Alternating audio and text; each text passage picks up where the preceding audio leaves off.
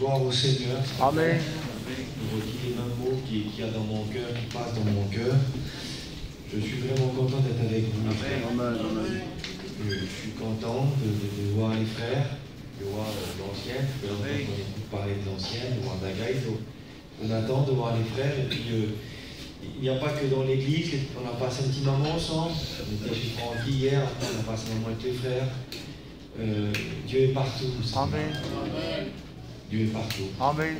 On ne peut pas être que gentil ici. C'est vrai. Ici, les inconvertis sont chrétiens. On n'écoute pas de paroles déplacées ici. Ici, tout le monde, les petits savent, tout le monde sait ici. Mais Dieu n'est pas que là, Dieu est partout. Amen. Il faut qu'il soit partout.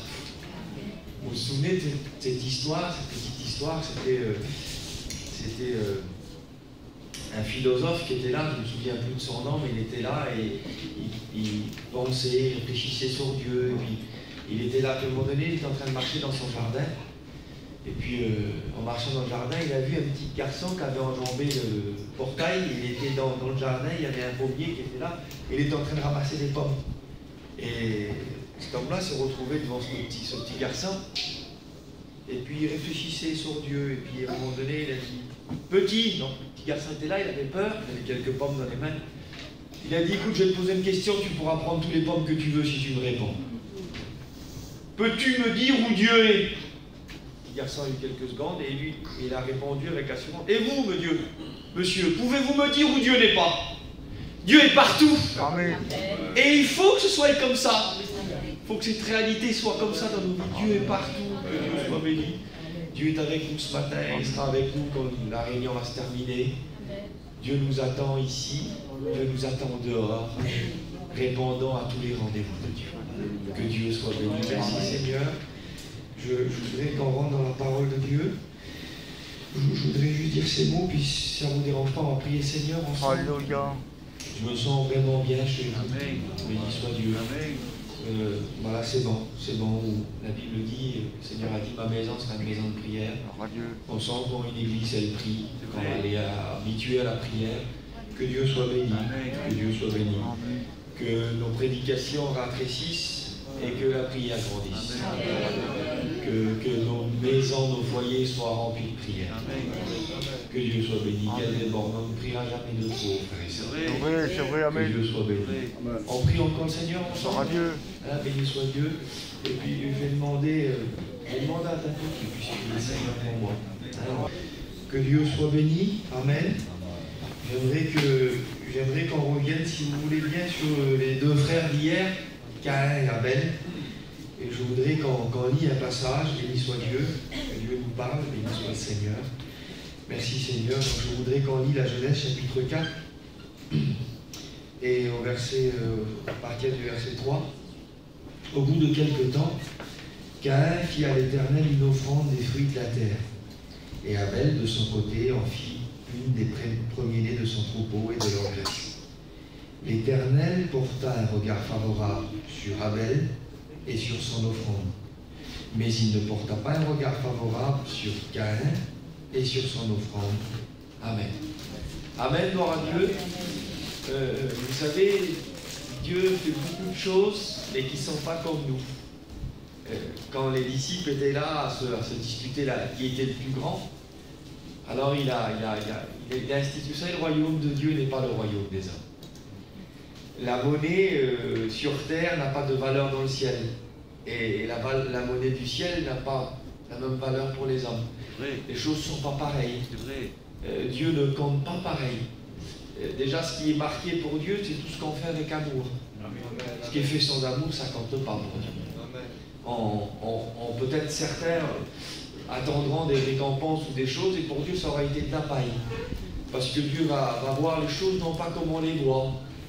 C'est pas toujours comme ça. Et quand les disciples étaient là pour savoir qui était le plus grand, alors il a pris un petit enfant, il l'a mis au milieu d'eux, et il a dit, dans le monde, il dit, les grands tyrannisent, les chefs sont ceux qui dominent, mais il dit, ne doit pas en être ainsi parmi vous, que celui qui veut être le plus grand soit le plus petit. Dieu va à contre-courant. Et là, on est là face à un regard de Dieu.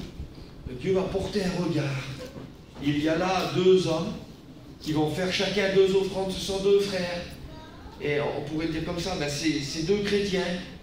Et puis alors on pourrait dire par le nom de l'amour, parce que vous savez aujourd'hui, par le biais de l'amour, on veut mettre tout le monde pareil. On veut mettre tous les pasteurs pareils. Mais la Bible ne dit pas ça. Excusez-moi, je dis ça, mais c'est la vérité. Tous les pasteurs ne sont pas les mêmes. Tous les chrétiens ne sont pas les mêmes. Vous savez, il y a boulanger.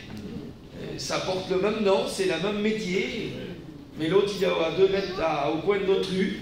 Pourtant, on prend la voiture, on fait 3-4 km, 5 km, 10 km. À Chambéry, là-bas, il y a un boulanger, il y a du pain, peut-être les frères ils connaissent. C'est un vieux four. Et ça m'arrive dans la région, des fois, je me fais 100 km pour aller prendre du pain. Et ben, je vous promets que quand je vous déposerai le pain du coin, là, et que si je vous amène une couronne de Chambéry là-bas, je vous promets que vous allez dire c'est vrai, qu'il y a du pain et il y a du pain. Amen. Il y a chrétien et chrétien. Il y a pasteur et pasteur. Et là, c'est 2 frères, mais ce n'est pas les mêmes. Et on ne va pas le voir, ce n'est pas dans l'apparence. L'apparence, ça ne veut pas dire grand-chose. On est là à l'église, tout le monde est à peu près pareil. Mais on va le voir, Dieu va toujours au-delà de l'apparence. Quand il dit à Samuel, l'homme regarde à ce qui frappe les yeux, mais une version dit, l'homme s'arrête à l'apparence. C'est là, on n'a pas les moyens d'aller plus loin. Quand on va commencer à parler, alors on va examiner, parce que même si on ne juge pas un homme sur un message ou sur une prière, il y a certaines choses qu'on écoute où on se dit, s'il dit ça, s'il prie comme ça, alors il connaît Dieu. Et il y a des choses quand même qu'on reconnaît, mais nous on ne peut pas aller plus loin. Mais Dieu va au plus profond, il traverse l'apparence et il voit le cœur. Amen. Et là on est devant ces 2 frères qui vont faire 2 offrandes. Mais ces 2 frères, quand on va les voir là, à un moment donné, on va voir ce qui semble être plus important pour Dieu. Ce qui semble être important pour nous n'est pas toujours important pour nous. Et ce qui semble peut-être dans le détail, on en parlait avec les frères hier, ce qui semble peut-être négligeable ne l'est pas pour Dieu.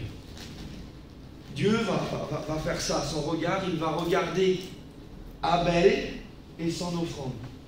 Il va regarder Caïn et son offrande. Ça veut dire que nous, on regarde si quelqu'un nous apporte un cadeau. Vous savez, imaginez que quelqu'un vient avec un cadeau, là, donc, une boîte, là, puis il la donne, et puis la personne, elle est là, tout le monde regarde le cadeau, et puis d'un seul coup, on voit quelqu'un qui regarde celui qui l'a donné, pas le don, le donateur. Et puis la personne observe, et puis des larmes coulent. Qu'est-ce qui se passe? Elle est en train de regarder plus au donateur qu'au don. C'est ce que Dieu fait. Il semblerait, d'après ce texte, que Dieu ne regarde pas les dons, c'est en second plan. C'est le contraire des hommes. Si tu me donnes quelque chose de bien, je vais t'aimer.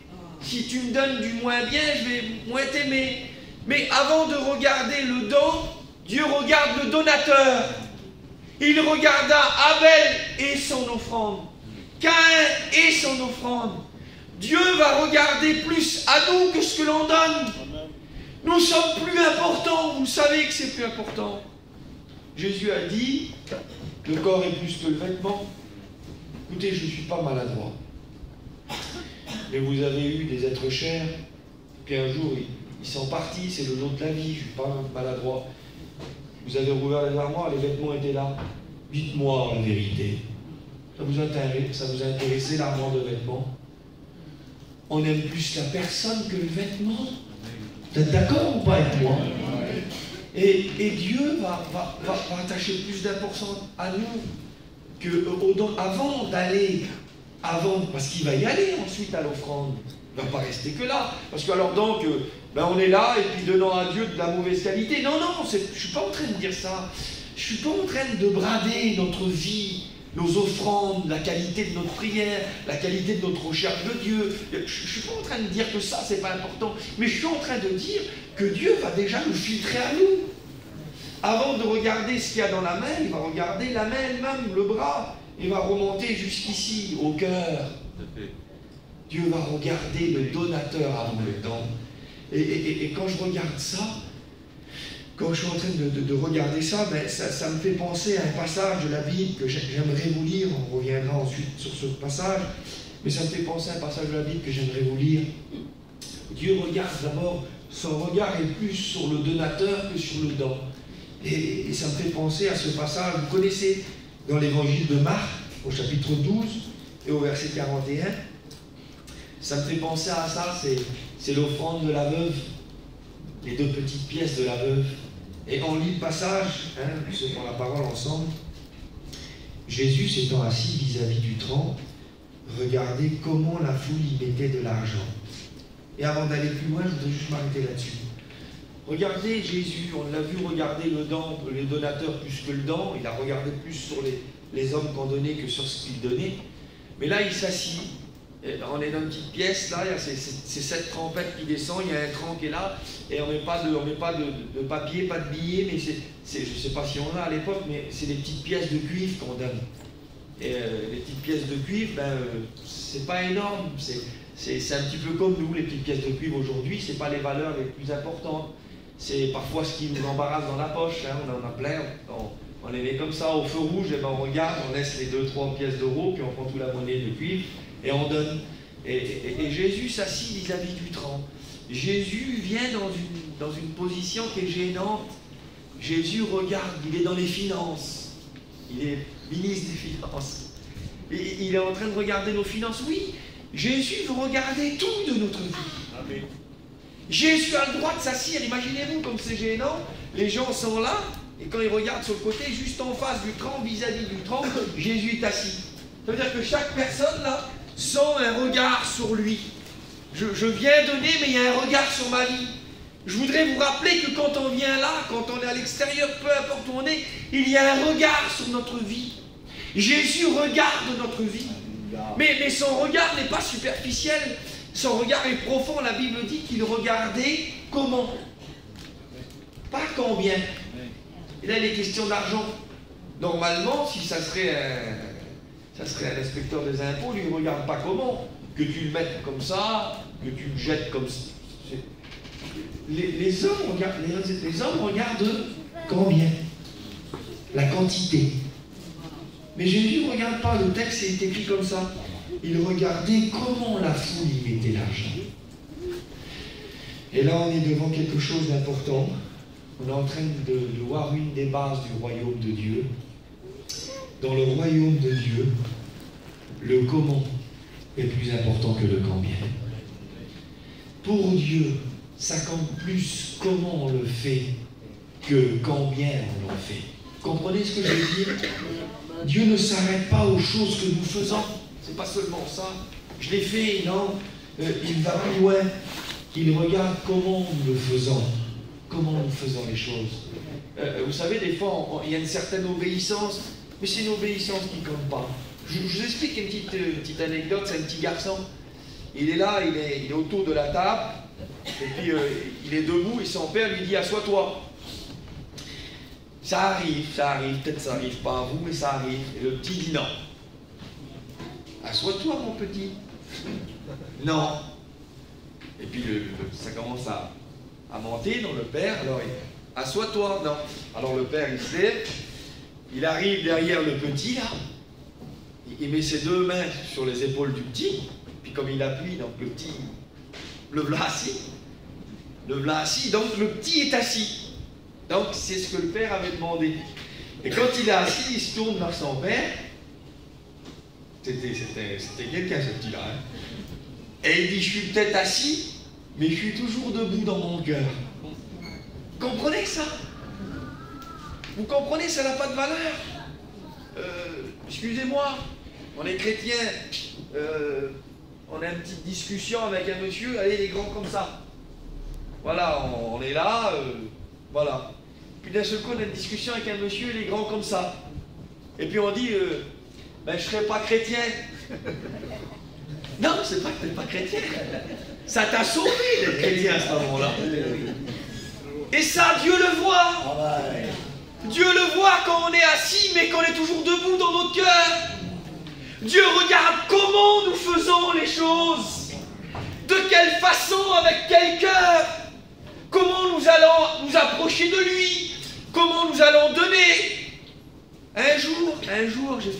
c'était une période d'anniversaire, c'était une fête, et puis j'ai voulu faire un cadeau à mon épouse. Écoutez bien. Et je voulais une caméra. À l'époque, il n'y avait pas les téléphones, je voulais une caméra, là. Alors j'avais ce que j'ai fait comme cadeau pour mon épouse. Je lui ai acheté une caméra. C'est beau, hein? J'ai dit, tiens, je t'ai raquetté comme ça. Je lui ai acheté... Non, je me suis acheté un cadeau. Des fois, les choses, on les fait pour nous. Des fois, c'est pour nous qu'on le fait. Dieu le voit. Il est assis, Jésus assis vis-à-vis d'en face du trône. Il regarde comment. Vous savez que là, il y a un enseignement tout de suite. Vous savez que les rabbins, pour enseigner, s'assoient. Donc, il est assis. Il y a un enseignement qui va être donné. Jésus ne prêche pas que oralement. Ces messages ne sont pas... La parole a été faite chair. La parole, un message incarné. Il était un message. Et là, assis, les disciples savent que quand il s'assoit, c'est qu'il va y avoir un enseignement là. Il est assis, il est en train de regarder comment la foule met de l'argent dans le tronc. Comment nous faisons les choses. Vous savez qu'on peut être occulte et ça n'a aucune valeur pour Dieu. Vous le savez qu'on soit nous-mêmes là. On est là sans être là, vous le savez, mais ça Dieu le voit. Vous savez qu'on peut être là sans valeur, sans impact. On peut être là et être ailleurs. On peut faire les choses. Alors sur le papier, le petit carnet est rempli. Ben, j'étais au jeûne, j'étais au culte, j'étais là. Oui, et Dieu dit, mais moi sur ton carnet, toi t'as les mecs, mais moi sur le mien, je te vois pas, tu n'es pas là. Et Seigneur, pourtant je suis... Non, parce que Dieu va nous appeler à faire les choses d'une certaine manière. Et puis le texte continue, on continue ensemble. Plusieurs riches mettaient beaucoup d'argent. Alors quand on regarde, le texte, je vous le redis, c'était des petites pièces de cuivre, donc je pense que c'était des poignées, il y en a qui en ont mis, je sais pas, beaucoup d'argent, ça représentait beaucoup d'argent. Le texte il continue, voilà, Jésus est là, il regarde, et puis je voudrais donc dire ces mots. Oui, Dieu regarde vraiment, il est en train de regarder. Les riches passent, là, ils mettent de l'argent, mais Jésus relève rien, il n'y a rien qui se passe. Ça défile, un défilé devant Jésus, puis pas de valeur. Beaucoup d'argent, ça fait du bruit, les petites pièces qui tombent dans des troncs. C'est comme des trompettes, comme ça, des ouvertures avec des conduits, et qui descendent dans le trésor, il y en a 7. Donc quand on les met, ça fait le bruit, là. Beaucoup de bruit, mais pas de fruits. Jésus regarde beaucoup de bruit, et il n'y a rien qui se passe. La valeur des choses n'est pas la quantité des choses, mais la qualité. Regardez, un homme a dit ça, j'ai marqué ça, donc c'était un serviteur de Dieu qui avait dit ça il y a une cinquantaine d'années. Il a dit ces mots, je me l'ai marqué pour vous le dire. On n'évalue pas la valeur d'une vie sur le temps qu'elle aura duré, mais sur l'intensité qu'elle aura été. En un mot, ce qui compte, c'est pas combien de temps que je vais vivre, mais c'est comment je vais vivre. Ce qui compte dans une vie, la valeur d'une vie, c'est pas la longueur de la vie, mais c'est comment elle aura été vécue cette vie. Vous le souvenez, c'est notre Sauveur. Son ministère a duré 3 ans. Il y a eu des ministères qui ont duré beaucoup plus longtemps. Mais quelle intensité. Et ce qui compte, c'est comment on va la vivre, cette vie avec Dieu. C'est comment elle va être, cette réunion. C'est comment on va être avec lui. Et puis le texte est là, Jésus regarde comment il observe la façon. Il voit, et je ne veux pas dévancer le message, mais il voit. Et à un moment donné, son regard est là et soudain, d'un seul coup, quelque chose se passe. Le verset 42 est bien, il dit « Il vint aussi une pauvre veuve. Elle mit 2 petites pièces faisant un quart de sou. Alors Jésus, ayant appelé ses disciples. » Vous imaginez la scène avec moi? Jésus est donc assis là. Allez, il est assis, il regarde. Les disciples sont... S'il les appelle, c'est qu'ils ne sont pas avec lui, les frères. Hein.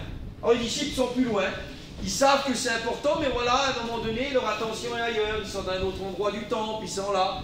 Jésus est assis, le train est un petit peu plus loin, et des riches arrivent, ils mettent de l'argent, Et d'un coup, une pauvre veuve arrive à mes 2 petites pièces.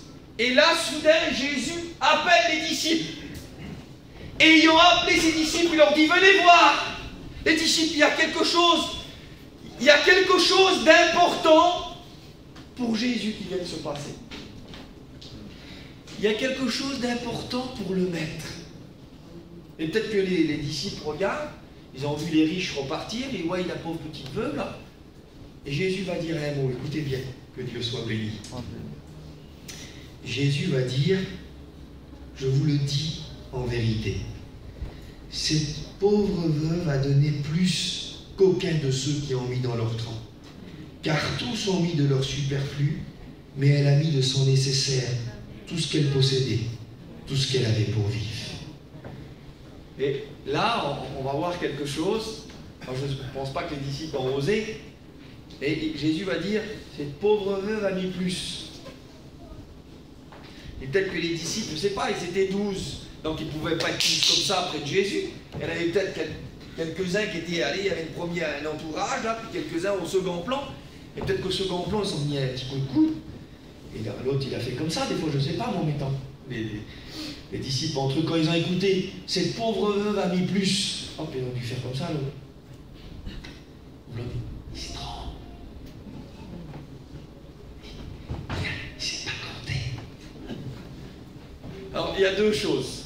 C'est très simple, il y a 2 choses. Soit Jésus, il ne s'est pas compté. Ou alors, il y a une autre chose qui est très simple. Il n'y en a pas 36, il y en a 2. Soit Jésus ne s'est pas compté, les disciples ont raison. Ben oui, parce qu'ils ont mis beaucoup plus. La quantité est plus là-bas. Ou alors, la deuxième chose, soit Jésus ne compte pas comme nous. Amen. Mais en fait, c'est ça la réponse. Amen. Jésus ne compte pas comme nous. Jésus ne compte pas. Il est en train de dire, vous voyez, je vous dis la loi du royaume. Pour vous, sur la terre, il y a eu plus de ce côté-là. Mais voilà, je vous explique comment le royaume de Dieu compte. Le canton de Dieu. Que Dieu soit béni. Amen. C'est important, ça te concerne, c'est tes comptes à toi, c'est ton épargne à toi. Je suis en train de parler de ton épargne. Le royaume de Dieu ne compte pas comme les hommes. Dieu dit, Jésus enseigne, elle a mis plus. Pourquoi? Pourquoi elle a mis plus? Et il va le faire voir, il va le faire ressortir, il va le dire. Parce que eux ont mis du superficiel. Vous savez ce que c'est le superficiel? Le superficiel, ça veut dire ce qui ne touche qu'à la peau. C'est que de la surface. Mais elle a mis de son nécessaire, son essentiel. Elle a eu confiance. Amen. Et pour être agréable à Dieu, il faut avoir la foi. Et la foi, c'est la confiance. Pour que quelque chose soit noté dans le ciel, il faut faire confiance à Dieu. Eux n'ont pris aucun risque. La foi prend des risques. L'amour pour Dieu prend des risques. Pour ce que l'on aime, quand on aime, on doit prendre des risques. Et eux n'ont pris aucun risque. Ils ont pris leur superflu, ce qui était en trop. Les pièces qui faisaient du bruit dans leur poche, là. Ils les ont mis. Alors ils en ont mis plus. La quantité était plus. Elle, c'était beaucoup moins, mais elle a mis ce qu'elle avait. En les mettant, elle a dit, Seigneur, voilà. Aujourd'hui, pour demain, j'ai plus rien. Je te donne à toi. Ce n'est pas mes 2 pièces. Ma sécurité n'est pas ces 2 pièces. Je prouve à tous ceux qui sont là que ma sécurité, c'est toi. Amen. Que Dieu soit béni. Amen. Un temps donné dans ma vie, j'étais là comme les frères, on travaille, on est obligé de travailler. Et puis financièrement, c'était un temps très dur pour moi. Et j'étais là et je le dis à ma honte, les frères, j'explique ça, c'est pas pour. Voilà, je le dis à ma honte, voilà. Et toujours, je me suis converti, j'étais jeune garçon. Nous, dans ma famille, il n'y avait pas de chrétiens, j'ai fait partie des premiers chrétiens. Et quand je me suis converti, au bout d'un temps, jeune garçon, je mettais ma petite offrande de côté. Et toujours, je donnais à l'église, à certains missionnaires que je soutenais. Et puis, toujours fait ça. Je me suis marié, je continue à faire ma petite offrande. Et puis, le temps a passé. Et à un moment donné, financièrement, c'était tellement difficile que les quelques euros que je pouvais mettre de côté, là, eh ben, ça me faisait faute. Alors, j'ai cessé de faire mon offrande pendant un temps. Et ça a duré quelques semaines, hein, je ne vous cache pas, ça a duré quelques semaines. Une petite période d'hiver, comme ça, un petit moment dans l'hiver. Et j'ai cessé de faire mon offrande. Et puis donc, si vous voulez, je retirais plus ce qui appartenait à Dieu, je le retirais plus, donc j'avais plus pour moi, si vous voulez. Et je suis arrivé dans l'église, et puis un frère a prêché, il a prêché sur Deutéronome 28, le conditionnel de Dieu. Si tu obéis à la voix, il y aura ça, il y aura ça. Si tu n'obéis pas, et quand j'écoutais ça, il a parlé du blé, du mou, de l'offrande. Et voilà ce que le Seigneur m'a dit. Je vous le fais simplement parce que je ne veux pas perdre trop de temps avec ça. Le Seigneur, j'ai compris ça. Le Seigneur m'a parlé clairement à travers ce message. Et il m'a dit, voilà, quand tu n'épargnes plus, quand tu cesses de faire ton offrande, tu es en train de le dire, peut-être que les gens ne savent pas, mais dans le royaume de Dieu, parce que Dieu voit le secret dans le royaume des ténèbres, tu es en train de dire, je ne peux pas retirer de l'argent pour toi, Seigneur, parce que je ne suis pas sûr que tu vas arriver à pourvoir à mes besoins. Donc c'est un manque de confiance envers Dieu, de ne plus faire son offrande. Et il a dit, par contre, même si tu n'as pas d'argent, et là on est pile dans la petite veuve, là, même si c'est tes derniers sous, et que toi tu viens, tu dis non, non, c'est pour Dieu ça. Tu es en train de dire, là, dans le monde invisible, dans ta foi, tu es en train de dire, je foi en Dieu que même si je n'ai plus d'argent, je l'honore quand même, et j'ai foi qu'il pourvoira mes besoins. J'ai écouté ça, j'ai demandé pardon à Dieu. J'ai repris ça. Eh bien, c'est ce que la petite veuve a fait.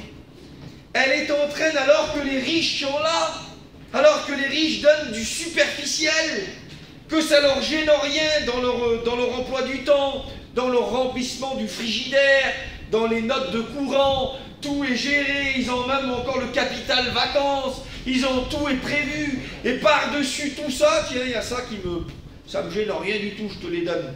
Et au milieu de ce décor, les gens passent, défilent, Jésus appelle pas les disciples, c'est pas important, ils regardent comment, il n'y a rien qu'à tirer. Et là, d'un seul coup, ça s'éclaire, le verset s'illumine, une pauvre veuve arrive dans la scène, elle a 2 petites pièces. Et elle est en train de les avoir dans sa main, elle vient les donner, elle n'aura plus rien. Mais elle est en train de dire, même si j'ai plus rien, il me reste toi. Amen. Et tu es plus important que ces pièces dans ma vie. Amen. Tu es plus important que... Alors Jésus a fait, il ne peut pas laisser passer ça. Il ne peut pas laisser passer tel enseignement. Elle est en train de donner de l'or, la petite veuve. Que Dieu soit béni. Que Dieu soit béni, c'est bon les frères et sœurs. Il ne peut pas laisser passer ça comme ça, sans commentaire, sans embellir. Il dit, venez voir, regardez. Vous voyez, elle, oui, elle a donné plus. Je vous promets, et l'enseignement va être donné, les apôtres vont le comprendre. Ils vont voir, oui, car les autres ont donné en surface. Elle a donné ce qu'elle avait. Elle a donné son nécessaire, ce qu'elle avait pour vivre. Son vital. Elle est en train de dire, ma vie c'est Dieu. Que Dieu soit béni. Ah, écoutez, c'est pas... elle donne pas de prophétie, cette veuve-là. Elle n'est pas en train de donner un témoignage, là. Écoutez, c'est pas qu'une prière, la vie avec Dieu. Elle est en train de donner de l'argent. Mais dans ce don d'argent qui sont... On a du mal à en parler, nous, de l'argent, dans nos messages, c'est toujours deux choses. Mais dans ça, Jésus va dire, sa vie avec Dieu va ressortir.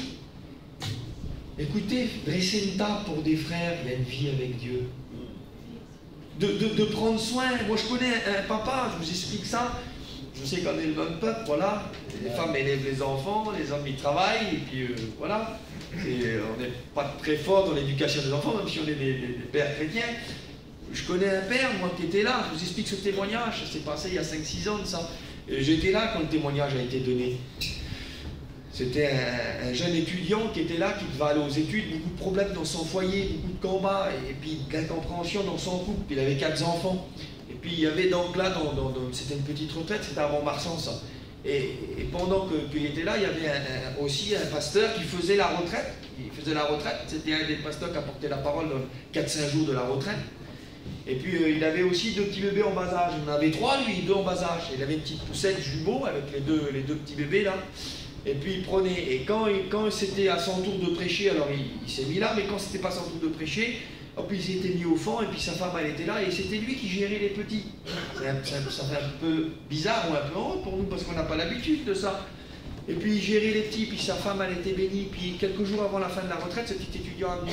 Les messages avaient défilé, les prédications, tout, Et puis il est venu trouver, en pleurant, il est venu trouver le pasteur qui s'occupait de ses petits, là. Il a dit, mon frère, il dit, t'as été ma retraite. Et puis le frère, il a dit, pourquoi, mon frère? Il dit, parce que j'ai plein de tensions dans mon couple. J'ai 4 enfants, et j'étais parti comme une locomotive pour le ministère, et ton attitude, le soin que tu as eu avec tes petits, l'égard que tu as eu pour ta campagne, j'ai compris que c'était ça qui manquait à mon foyer. J'avais besoin d'être un père pour mes enfants, un mari pour ma campagne. Écoutez, c'était pas la prédication. Écoutez, notre vie est une prédication. Il y a des frères, on le sait, vous l'avez reçu cette petite image là. Il dit, vous êtes la seule Bible que certains païens auront l'occasion de lire. Il y en a qui n'ouvriront pas la Bible, mais il t'aura toi. Vous vous souvenez, je crois que c'est Billy Graham qu'on disait ça. Je ne suis pas sûr, mais je crois que c'est ça. On demandait les versions, il y en a plein, plusieurs versions de la parole de Dieu. Et, frère, on a demandé pendant un enseignement pour les jeunes étudiants, quelle est votre meilleure version? Il a rigolé, et on en a profité pour le dire. Il a dit, ma meilleure version de Bible, c'est ma mère. Il dit, t'amènes les mamans. Il dit, ça a été elle. Écoutez, nous sommes des Bibles.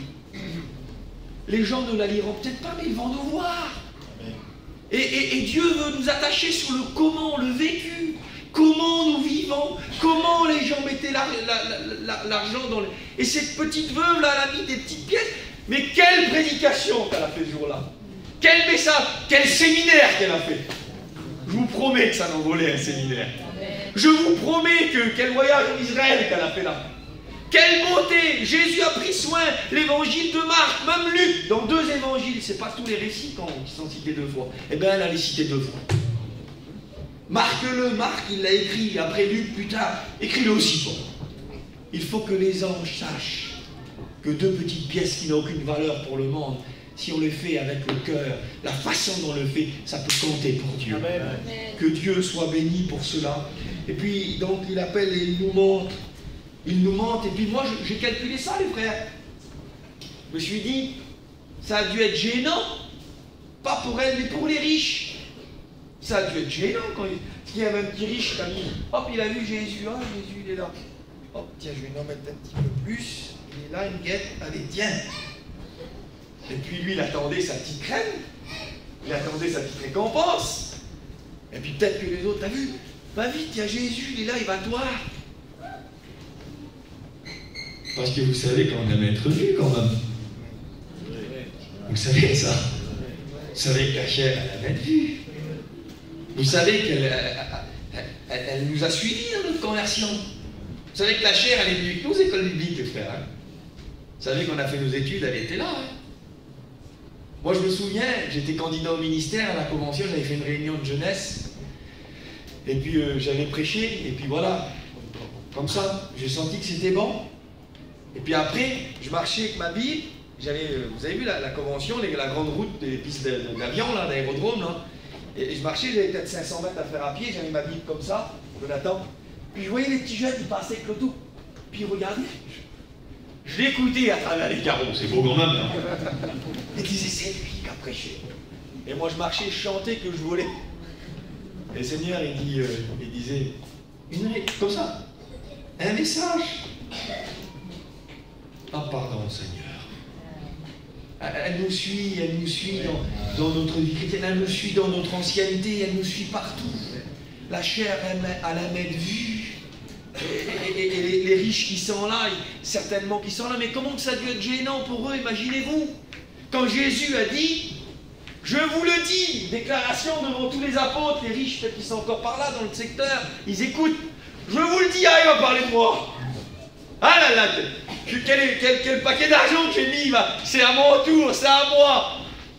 Je vous le dis, cette petite veuve, ah elle va dire qu'elle est inutile, a mis plus que tous ceux qui ont mis avant elle. Seigneur, quel mal pour ceux pour le superficiel.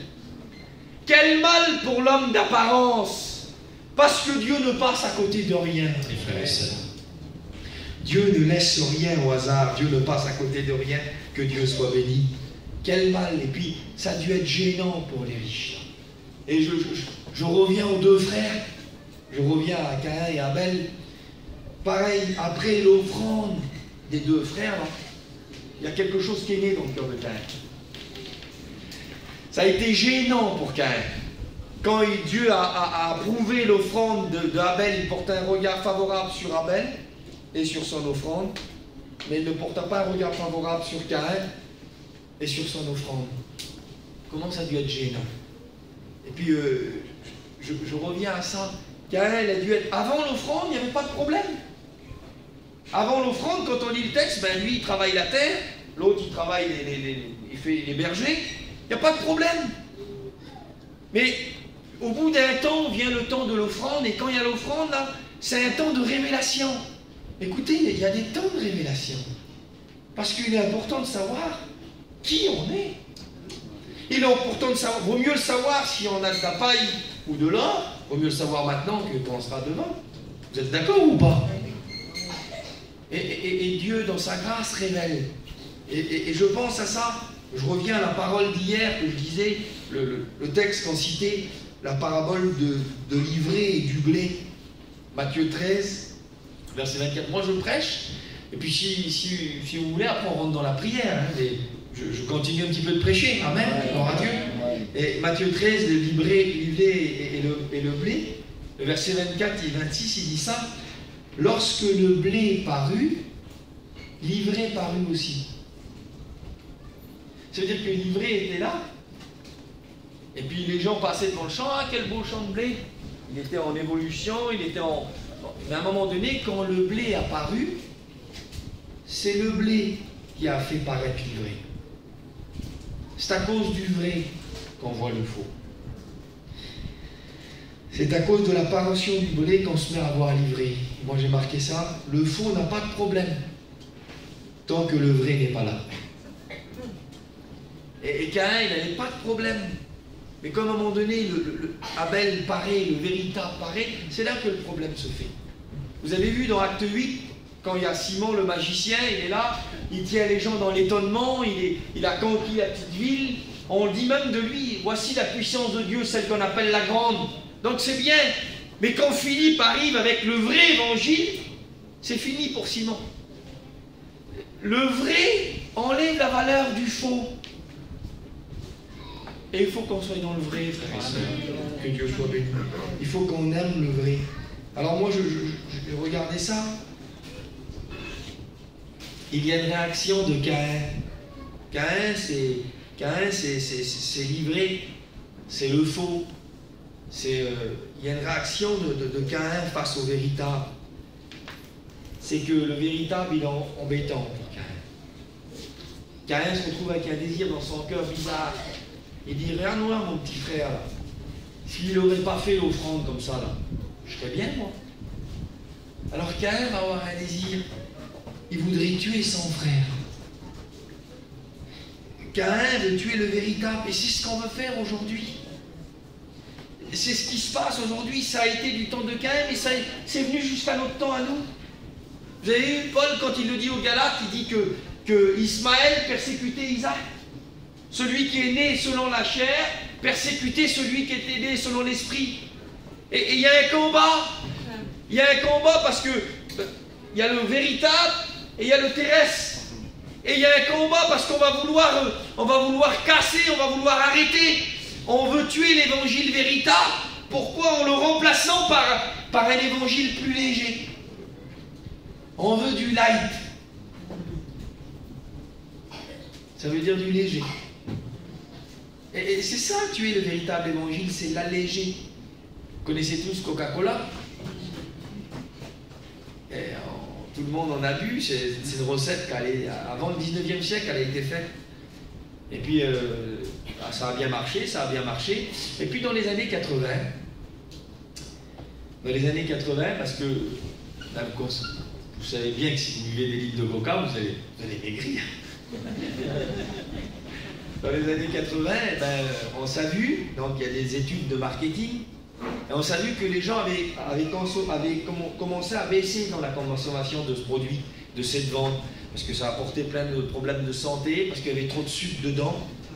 Alors c'était compliqué, alors ils ont cherché, et en 85 c'est sorti, 85 ou 86 ou 84, enfin ces années-là, on a trouvé un plan B.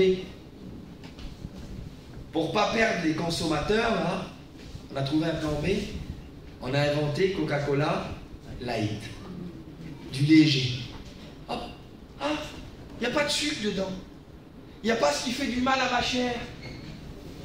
Il n'y a pas ce qui fait du mal à ma personne. Ah, c'est un évangile. Il est light, celui-là. Celui-là, je peux le boire. Il ne dérange pas ma chair. Il ne dérange pas mon mode de vie. Il ne dérange pas mon programme. Je peux m'en aller au cinéma. Je peux me faire un voyage.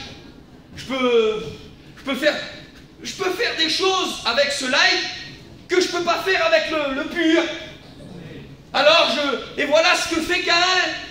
Il tue Abel, mais voilà ce qu'il va amener. Il va amener du léger. Et voilà ce qui veut rentrer dans l'église, mais ce qui veut rentrer dans nos cœurs. Moi je vous le prêche, mais ça veut rentrer dans mon cœur. Moi je regarde des pasteurs qui font plein de choses. Il y a des pasteurs qui sont des références pour moi, des anciens. Il y en a ici dans l'assemblée là. On a écouté leur témoignage, ils sont devant nous. Et puis il y a aussi des pasteurs qui me font du mal. Ben lui, il peut le faire, il peut le faire. Et le light voudrait rentrer dans nos cœurs. Caïn est en train de dire, mais non, t'es pas obligé de faire comme Abel. T'es pas obligé, c'est compliqué d'offrir une bête, d'aller la tuer, tout ça. Tu peux faire du light, tu peux faire des légers. En loi, tu peux travailler avec un converti, tu peux t'associer. C'est rien de ça. Il y a une belle proposition. Ton petit, il se marie, et l'autre, il se marie là-bas. Et puis, travaille avec lui, tu auras une petite place, tu vas te faire une petite place dans son terrain, et puis on voit le compromis, le light, le léger. Le léger, c'est le compromis. Le léger, c'est d'un seul coup. On n'a jamais eu le droit. L'enseignement, elle est là, les anciens nous ont donné l'enseignement, on le sait. On connaît la Bible. On sait l'enseignement. Bon, Daga, il nous expliquait un témoignage de 1956 tout à l'heure. Une conversion, un homme, le réveil, il n'y avait pas les bases qu'on a, il n'y avait pas l'enseignement qu'on a, il n'y avait pas les ministères qu'il y avait au début, c'était le départ. Un homme se convertit, et puis dans sa conversion, il dit j'arrête mon travail. Il le sait que son travail, il ne peut pas le continuer en étant chrétien. Mais là, on parle du réveil, les frères. Puis d'un seul coup, en 2022, d'un seul coup, ça a changé. Mais si, tu peux le faire, ce travail-là, mon vieux. C'est mieux, il y a quelques années en arrière, on disait non. Le light nous fait dire oui ou on doit dire non. Il y a des noms qu'il faut qu'on meure avec. Amen. Dites Amen. Amen. Il y a des noms, il faut qu'on meure avec. Il n'est pas dit oui, je suis dur pour l'évangile. Paul a dit je suis un défenseur de l'évangile. On est des défenseurs de l'évangile. Et on ne défend pas l'évangile light, on défend le pur, le véritable. On veut le vrai. Et puis on se dit ça. Le light, c'est ça, tu peux t'acheter ce que tu veux, tu peux aller où tu veux. En un mot, tu peux vivre comme tu veux, t'es chrétien. T'es chrétien. Vous avez vu Miché, quand il vient, je continue un petit peu les frères. Moi, je ne veux pas prêcher longtemps, si vous voulez après on arrête, mais si on continue un petit peu. Vous avez vu Miché, quand ils sont là, il vient, les messagers sont là. Écoutez, même les charnels connaissent les vrais et les faux. Il ne faut pas faire plus charnel qu'Akab. C'est un roi apostat. C'est un des pires rois d'Israël. Et puis, il est là à un moment donné, et puis il le sent. Josaphat est là, les prophètes sont là. Il faut qu'on va, ils cherchent Dieu, il faut qu'on va. Ben oui, allez, vous aurez la victoire. Et puis Josaphat, ils sont là, ça sonne creux. On le sait comme ça sonne creux. Vous savez, si je rentre dans le light, ce sera des mots qu'on dit. Après, il ne nous restera que des mots. Voilà, des mots, des paroles. Mais le royaume de Dieu ne consiste pas en paroles, seulement, dit la Bible. Et puis à un moment donné, ils sont là, et puis il dit, on n'aurait pas un vrai. Amen. On n'aurait pas un Abel. On n'aurait pas un gars qui n'a pas rentré dans le compromis. On n'aurait pas un vrai pasteur. Et puis il aurait pu dire, si c'est pas dans son cœur, les frères Akab, il aurait dit, mais tu crois quoi, mon vieux, c'est tout des vrais qu'il y a là. Si ça n'aurait pas été vrai, il aurait dit comme ça, les frères. Tu crois quoi, des vrais, tu te prends pour qui, toi? Non, tout de suite, ils se vexent même pas. Ils se vexent même pas, les frères. Il dit, ouais, il y en a un vrai. Même les tombés connaissent les vrais. Et il y en a un vrai, il dit.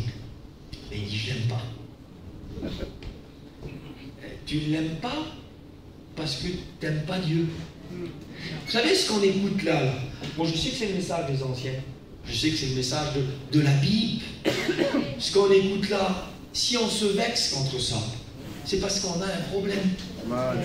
Maintenant, si on aime Dieu, ce message-là, même si on n'est pas concerné par le message, mais si on écoute cette vérité-là, si on aime Dieu, on va dire Amen. On va être d'accord avec ça. Et lui, il dit, je l'aime pas, puis Michel arrive, et puis j'avance dans le message, j'ai un petit peu de temps encore. Michel arrive, et puis quand le messager vient te chercher, il dit, écoute, je te donne le topo, je t'explique qu'est-ce qui se passe là-bas, comme ça tu ne vas pas être surpris. Je te tends une perche, parce que tu vas avoir des problèmes. Moi, je sais quel message qu'il faut que tu dises. Je vais te donner le message, tu n'auras pas de problème. Je vais te donner le message, tu vas passer dans les mailles. Je vais te donner le message de passer à travers le filet.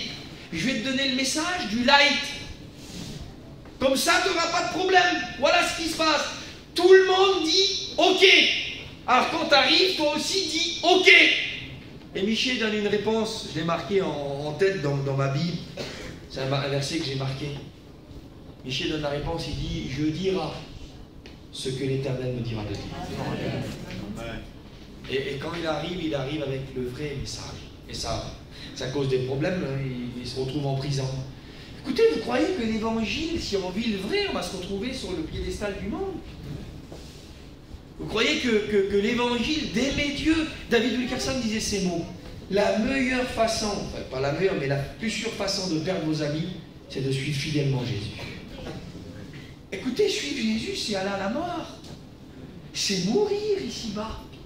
Mais l'évangile de light, le problème, c'est qu'on veut vivre. Alors on veut un autre chemin. Seigneur, je vais mourir si je te suis. Mais c'est le but. Ah ben écoute, passe par là, on se rejoint au bout, hein. Moi je prends une autre route. On est en train de chercher des autres routes. Mais il n'y en a pas d'autres routes. Nous avons besoin de nous attacher à Dieu. Amen. Nous avons besoin de le suivre, que Dieu soit béni. Et puis j'avance. Ça c'est le langage de Caïn. Tu peux prendre une autre route, tu peux faire autrement. Mais Abel, lui, il a un autre langage. Le vrai évangile, il a un autre langage. Le véritable, il a un autre langage. Moi, j'ai marqué comme ça, le vrai, l'entier, l'intégral. Le blé, pas livré, le blé. Il a un autre langage. Vous savez ce qu'il dit, lui? Il dit, tu ne peux pas faire comme ça. Tu ne peux pas t'habiller comme ça. C'est pas possible que l'évangile touche à nos vêtements. Oui, l'évangile touche à nos vêtements. L'évangile touche à notre vie. L'évangile touche à nos achats. Certains disent, non, on ne peut pas s'acheter n'importe quoi. On en parlait avec les frères. On ne peut pas apporter n'importe quoi.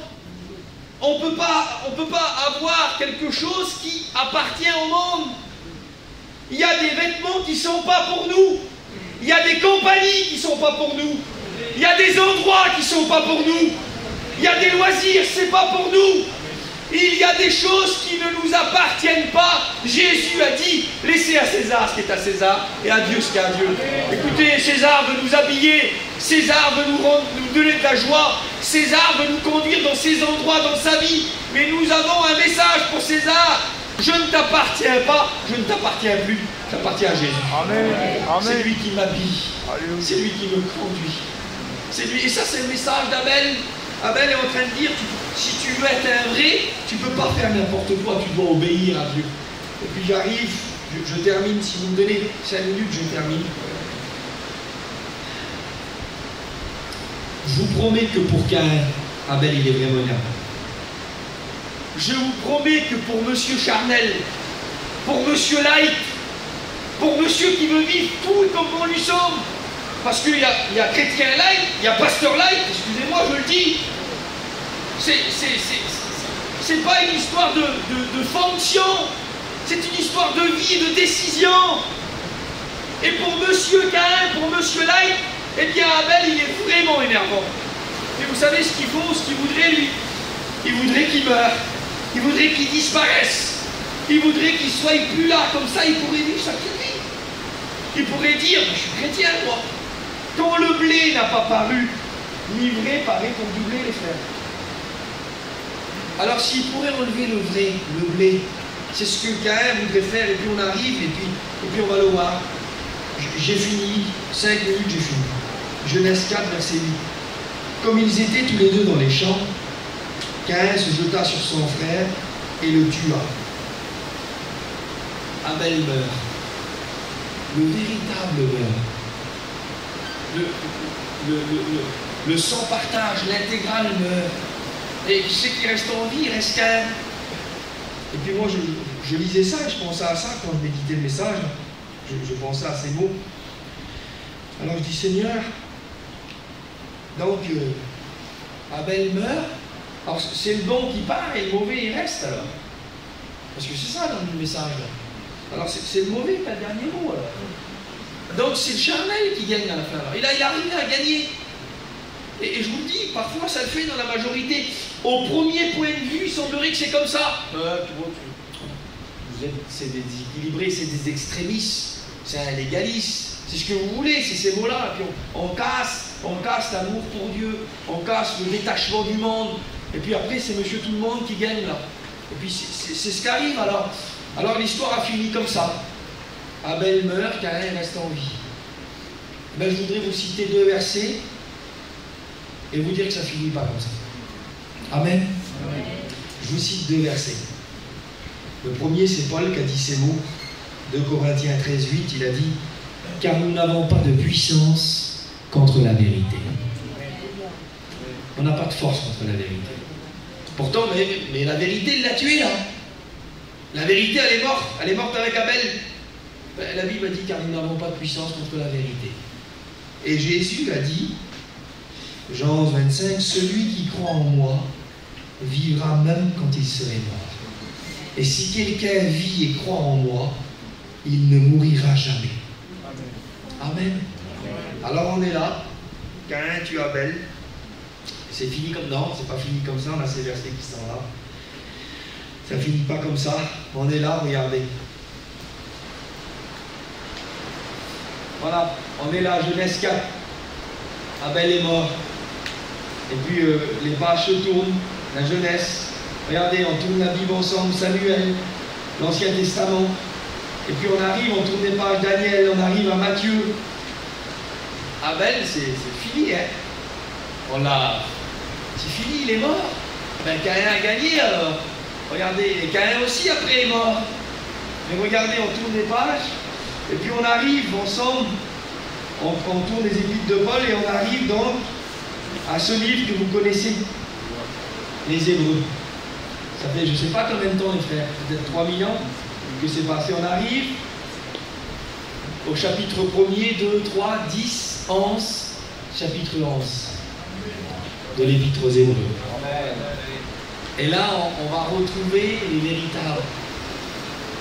Et vous savez qui c'est qu'apparaît? C'est les héros de la foi. Que Dieu soit béni. Et vous savez, la tête de liste, le premier héros de la foi, celui qui ressort en tout premier, celui qui avance dans le cortège, le premier, regardez, on arrive là. Hébreux 11, verset 4. C'est par la foi qu'Abel offrit à Dieu un sacrifice plus excellent que celui de Caïn. C'est par elle qu'il fut déclaré juste, Dieu approuvant ses offrandes, et c'est par elle qu'il parle encore, quoique mort. On retrouve Abel, les frères. Il n'est pas mort, on le retrouve dans la Bible. On le retrouve dans les héros de la foi. C'est quoi l'enseignement? Ça veut dire que la vérité, on ne peut pas la détruire. Ça veut dire que le véritable, il est intouchable, inattaquable. Même si on le tue, il ne peut mourir. Ça veut dire que Caïn a été oublié, il n'existe plus, mais pas Abel. Peut-être que Caïn a vécu plus longtemps sur la terre. Peut-être que Abel n'a pas eu le temps, je pense que c'est comme ça, il n'a pas eu le temps de fonder un foyer, il est mort tout jeune peut-être. Il n'a pas de postérité, pas d'enfant. Et Caïn, lui, il a eu des enfants, et puis les gens regardent, hein, t'as vu mon vieux Yann, il a vécu plus longtemps. Hein. Oui, ça c'est dans la chair, il a vécu plus longtemps. Mais après, au bout d'un temps, il est mort, et les années sont passées. Et qui ressort? Qui Dieu élève? Qui Dieu nous montre? Abel. Le véritable est toujours là. On ne peut le détruire et il réapparaît. Et je termine avec ça. Et Abel réapparaît dans l'auteur aux Hébreux, mais il est mort, mais il parle encore. Il a un message encore. Il transmet un message. C'est dire que c'est pas possible. Je voudrais vous dire que le véritable, même dans sa mort, il aura un message. Les vies livrées à Dieu, les hommes, les femmes qui ont décidé de dire non au monde, quand on est venu avec du léger, du light pour trafiquer l'évangile, pour le rendre plus abordable, je dis ces mots et je vais terminer maintenant. Quand on est venu pour le faire, on a connu ça. Des frères qui ont organisé l'église, on organise ça, on organise ça, des organisations qu'on a fait, on a fait des choses, on a commencé à faire plein de choses, et puis hop, le païen n'était pas intéressé là-bas. Mais à cause de ça, il est venu intéressé, il est venu intéressé. Et puis on s'est converti à des techniques. On a voulu faire entrer des techniques, mais non, nous, ce que nous voulons, c'est l'évangile. Nous voulons le Christ, dans toute sa gloire, dans toute sa beauté. Et c'est ce qu'Abel a voulu vivre. Et même s'il est mort tout jeune, il a traversé le temps et Dieu le place en premier dans les héros de la foi. Et il a un message. Et vous savez ce qu'il dit, le message d'Abel? Ben, c'est le message qu'on a vu hier, c'est ce qu'il dit. Voilà le message d'Abel. Aime Dieu. Deux frères. L'autre a choisi la terre, il était agriculteur, cultivateur, et lui a choisi les brebis, pouvoir donner à Dieu. Et il a dit ça, aime Dieu, ne choisis pas la terre. C'est le message d'Abel. Ça a été son choix à lui. Pour pouvoir donner, il faut vivre aussi. Il a dit, choisis le ciel. C'était le choix d'Abel. Voilà le message d'Abel, convertis-toi pour du vrai. Sois un vrai. Sois un véritable. Et même si comme moi, il l'a dit, c'est son message, et même si comme moi, on te tue, même si tu meurs, je te promets que si tu es un vrai, tu vivras quand même. Que Dieu soit béni pour cela. Et le verset qui colle à la peau d'Abel, et on termine, c'est dans l'épître de Jean, chapitre 2, 17, où il est dit ça. Le monde passe. Ça, c'est Caïn. Le monde passe, et sa convoitise aussi. Et là, on trouve Abel. Mais celui qui fait la volonté de Dieu demeure éternel. La version Parole de vie a dit comme ça, celui qui fait ce que Dieu veut, celui-là vit pour toujours. Amen. On est parti et on a choisi. Notre choix est fait parce qu'on est là. On a choisi le vrai. On a choisi le véritable. On veut vivre le véritable. On ne veut pas troquer, on ne veut pas se détourner. On veut s'attacher à Dieu. On veut être auprès de lui. Nous voulons vivre pour lui. Nous voulons nous mettre juste derrière. Une ligne a été faite. Jésus l'a inaugurée et des hommes m'ont suivi. Et nous voulons être derrière lui. Amen. Nous voulons derrière lui. Peut-être qu'on l'est déjà. On l'est derrière lui. Mais on veut renouveler ce choix. Je termine avec ces mots et on prie le Seigneur maintenant. C'était un petit couple âgé. Ils avaient peut-être 80 ans. Et puis, à un moment donné, ils sont venus, ils avaient vécu pas mal, plus de 60 ans qu'ils étaient ensemble. Et puis, voilà, des enfants, des petits-enfants, des arrière-petits-enfants. Et puis, à un moment donné, un soir, pas trop l'habitude, cet homme a pris sa compagne, et puis ils sont partis, ça fait des années, depuis qu'ils étaient mariés, qu'ils vivaient dans la ville où ils étaient. Et il l'a amené, ils ont rentré dans un petit restaurant. Et puis ils étaient là, ils ont commandé comme ça. Puis à un moment donné, pendant le repas, il a pris sa main. Il était tremblant comme ça. Il a pris sa main. Et puis elle était là, elle a regardé, ils se sont regardés. Il a dit, tu reconnais pas? Et puis quand il a dit ça, elle a regardé l'endroit, elle s'est rappelée. C'était là où il avait demandé sa main. C'était là, et puis il a pris sa main, il a dit, écoute, ça fait plus de 60 ans qu'on est ensemble. Et sa main tremblée, il a sorti une petite boîte avec une petite bague. Et il a dit, s'il faudrait tout recommencer, je recommencerai tout avec toi. Il dit, je voudrais renouveler mon alliance de cœur avec toi. Je voudrais dire que Dieu nous emmène à cela ce matin. Alléluia. Voilà, on est sur le chemin, mais on s'arrête. On revient où tout a commencé. David a dit, j'ai soif de l'eau de Bethléem. C'est la ville où il est né. Des fois, il faut aller là où on est né. Et dire que Dieu soit béni, je suis béni, mes frères et sœurs. Et de dire, Seigneur, voilà, s'il faudrait tout recommencer, je recommencerai tout avec toi. Et je veux renouveler mon alliance de cœur avec toi. Je vais te dire que je t'aime. Je vais te dire que dans cette mission avec le petit frère là, je vais te dire que je renouvelle de rien braver. Les noms que j'ai dit au départ de ma conversion, je vais continuer de les dire parce que je t'aime. Les compromis, je vais continuer de les mettre de côté. Le chemin véritable, même si je pleure, même si je dois souffrir, parce que je t'aime, je suis prêt à souffrir pour toi. Car il nous a fait une grâce plus excellente, non seulement d'être sauvés, mais de souffrir pour Christ. Nous voulons souffrir parce que nous l'aimons. Nous voulons renouveler notre alliance de cœur. Alléluia. Merci Seigneur. Amen. Merci pour ce temps que tu nous as donné. On a été heureux d'être là, de t'écouter nous parler. Et tu nous as rappelé qu'il existe deux frères, deux chrétiens, deux sortes de pères. Nous voulons être le bon père, le véritable. Nous voulons renouveler toutes les décisions qu'on a prises par amour avec toi. Et si l'amour a baissé, si nous avons communiqué, peut-être si on se trouve plus du côté des riches que de la pauvre petite veuve, si peut-être on est en train de... L'appel de Caïn nous fait aller à lui, nous voulons nous remettre du bon côté. Nous voulons rester du côté où nous faisons les choses par amour. Comment nous le faisons? Nous voulons vivre pour toi. Et nous voulons mourir en toi. Alléluia. Nous voulons aller au bout, jusqu'au bout avec toi. Nous voulons porter du fruit jusqu'à notre dernier souffle. Nous voulons être des vrais. Tu as besoin que des vrais paraissent. Il faut qu'il y ait du blé. Permets que nous le soyons, Seigneur. Aide-nous à prendre les bonnes décisions pour continuer de l'être. Merci, Seigneur. Que ton nom soit béni. À toi toute la gloire. Amen. Que Dieu vous bénisse.